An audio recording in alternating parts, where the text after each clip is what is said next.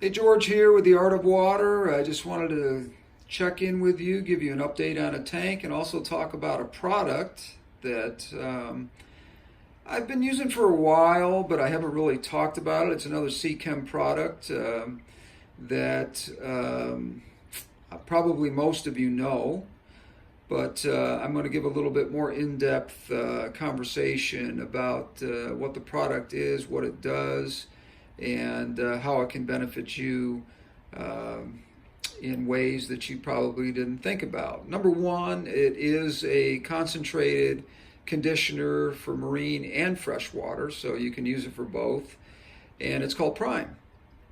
And those of you that are familiar with it understand it detoxifies ammonia, nitrates, and nitrates, excuse me, and removes chlorine and other chloramines that it might be in your water. I love this product because there's a couple of things that I've found out over the time that I've used it, and I thought it would deserve a kind of a shout out today because of it. Number one, if you've got someone who is house sitting your aquariums, this one here is obviously a community tank, and what I have found is sometimes you leave instructions and you come home and you got a mess on your hands. Your water's full of pollutants of ammonia, nitrates, everything is sort of out of whack. This is not a product that I'm telling you to use because you're too lazy to actually go out and take the time to do the water changes that you need to do and all of those things. Like, again, I'll push the same thing that I've always pushed with you guys. 50% water change is what I recommend twice a week on any new tank, at least once a week on an established tank, and twice a month, 50% water change for sure, along with a good scrubbing of your hardscape, as well as any other items in your tank that might need some attention. I don't get a lot of algae growth or blooms of algae in my tanks because I've got a lot of plants. This one here is a tank that hasn't been planted that long, so nothing has really grown big. I would say the plants have probably doubled in size. This is a community tank with we've got some amber tetras, some chili ramboras, also some blue velvet shrimp in there.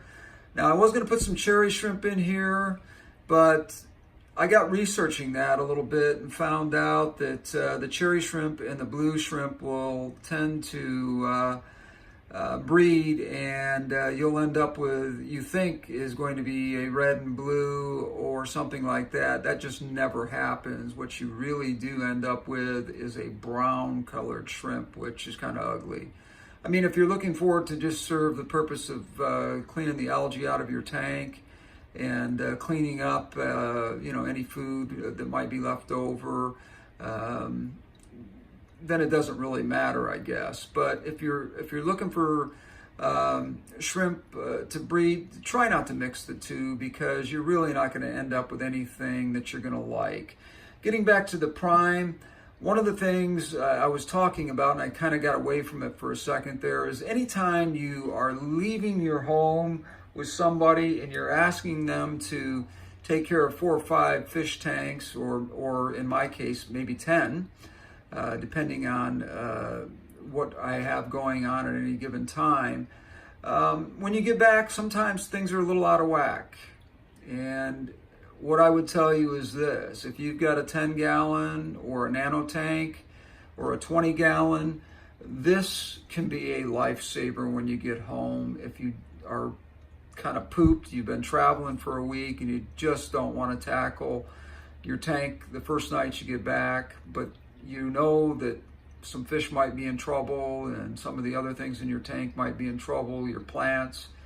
What I do is I mix about a concentration for a 5-gallon, about a quarter of a cap of this with a gallon of water, which I can, get out of here really quickly, and put a mixture of the prime in with a gallon of water, mix it up really good, let it sit for maybe a half hour, come back to it, and just pour it into the tank, and it absolutely will take the edge off any kind of problems that your tank might be having from neglect while you were gone and that sort of thing.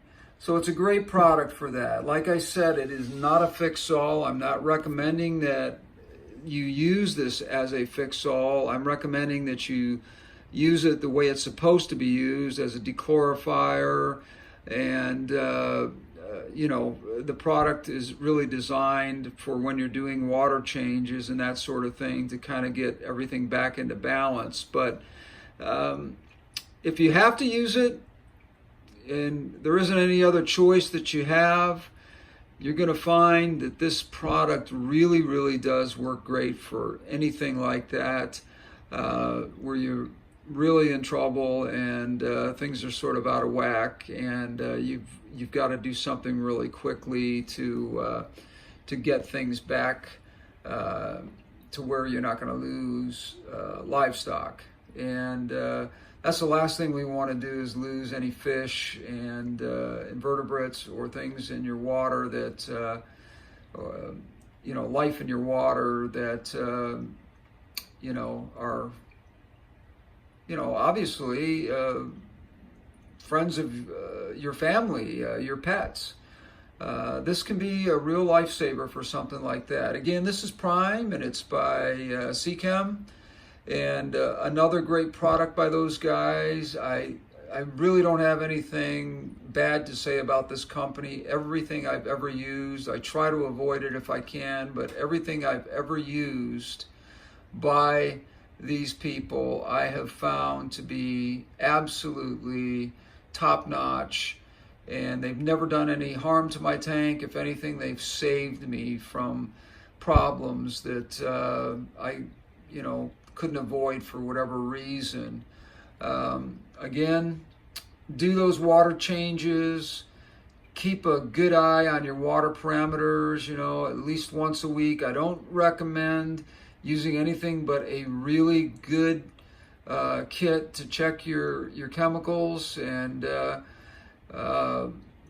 a little bit more involved as far as money. There are strips out there that you can use, but they're not real accurate, so I don't recommend them. But in a pinch, they can give you some ideas on where your water is and where it stands. But this little bottle here, to be honest with you, this will do over 500 gallons. And it was $6.99. A really good investment if you're in trouble. This can save you a ton of money by saving your fish and your livestock. Now, I run CO2 in this tank, but I've got it off right now because I did introduce some fish into this tank, some amber tetras and some Chile rasboris, and some velvet shrimp here the other day. This is now a community tank. Used to have a betta in this tank that we took out and re-landscaped, or hardscaped, I should say, re-hardscaped just a few days ago. It's a well-established tank. We really didn't do anything as far as starting completely over. We used the substrate that we had in here, which is fluval Amazonian, which I love. That's another great product. I wish I had the bag to show you that product, because I would love for you to see exactly what it is. But if you go to any reputable pet store or aquarium store, fish store, you're going to be able to find that product there. If they're good, a good store that does have a lot of products that they carry that are high-end, you're going to find that product there. It's a little bit expensive, but man, I'll tell you, it really, really gives your plants a good start. Now, something that I'm going to try, and this is very controversial, but I'm going to try it, and it's going to be one of my next videos, and I'm actually going to do a complete walkthrough on this, and that is a dirty or dirt soil jar type. I know what you're thinking, why would you go there? But it's a jar type aquarium that's a 2-gallon jar roughly that I'm going to put a betta fish in. It's going to have a heater, it's going to have a bubble stone pretty much in it, and that's about it. I have a friend that's had incredible success with this, and the beauty of the plants and everything are just absolutely top notch. So I'm going to give that a try, and when I do, I'm going to put this on a tripod and just kind of walk through the way this is done. As you know, if anybody has done this before or attempted it before or seen anything before, it's basically some just high quality soil with some other substrate on the top, whether it be sand, whether it be gravel. I mean, it's a very cheap way of doing things, and I am going to give that a shot and see how it turns out. I'm probably going to go a little higher end with some nice rocks, some nice wood. I've got some nice spider wood that I've been saving that are small pieces. I'm going to try that in there, and of course put some nice plants in there too, and just see how it does. Going to find a little LED light that is going to give us enough light to make this thing really help the plants move along. And I think that as an experiment, I'm just going to give it a shot. I'm not going to harm any fish by doing this. I'm going to be extremely careful to watch the water. I have a friend that doesn't even test his water but once every 3 to 4 months, and his water parameters have been absolutely right on by him using the Prime and some other basic fertilizers and things that he has gotten away with this. And I want to try it in a small 2-gallon jar. I found a 2-gallon jar sitting around in my garage that's an old cookie jar that's really nice and fat and tall, and I think will work perfect for something like that. So I'm going to give it a shot, and I'm going to let you guys watch me put this thing together. Again, try Prime by Seachem. It is a fantastic product. I love it, and I thought it really needed a shout out today for those of you who, when you're doing water changes, are wondering what is the best product out there to dechlorinate your water and add some things to it and get rid of, those pesky little things that might be in the water that could create some problems for your tank. So Prime by Seachem. Wonderful stuff. Give you a close-up on that so you can read it, know exactly what it is. Like I said, it is absolutely a fabulous product, and I really stand by what I say because I've been using it for a while. I don't usually push anything unless I've been using it for a while.